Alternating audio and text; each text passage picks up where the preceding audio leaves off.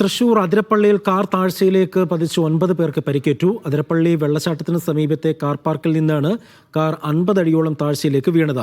പരിക്കേറ്റ സ്ത്രീയുടെ നില ഗുരുതരമാണ്. നടരാജുണ്ട് വിവരങ്ങൾ നൽകാനായി. നടരാജ്, ഇത് എപ്പോഴാണ് ഈ അപകടം സംഭവിക്കുന്നത്?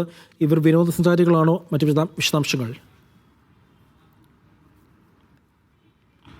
അജി കുഞ്ഞുമോൻ, അല്പസമയം മുമ്പാണ് അതിരപ്പള്ളിയിൽ ഇത്തരത്തിലൊരു അപകടമുണ്ടായത്. പാർക്കിങ്ങിൽ വെച്ച് വാഹനം മുന്നോട്ടെടുക്കുന്നതിനെതിരെ നിയന്ത്രണം വിട്ട് 50 അടി താഴ്ചയിലേക്ക് കാർ പതിക്കുകയായിരുന്നു.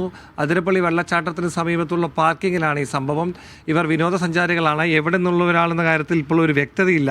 50 അടി താഴ്ചയിലേക്ക് വാഹനം പതിക്കുകയായിരുന്നു. ഉടൻ തന്നെ പോലീസും ആ ഭാഗത്തുള്ള ഫയർഫോഴ്സും നാട്ടുകാരുമൊക്കെ രക്ഷാപ്രവർത്തനത്തിൽ ഏർപ്പെടുകയായിരുന്നു. വാഹനത്തിൽ 9 പേരുണ്ടായിരുന്നു. ഒരു സ്ത്രീ ഗുരുതരമായി പരിക്കേറ്റ് ചികിത്സയിലാണ്. ബാക്കിയുള്ളവരൊക്കെ തന്നെ ചാലക്കുടി താലൂക്ക് ആശുപത്രിയിൽ ചികിത്സയിൽ തുടരുകയാണ്.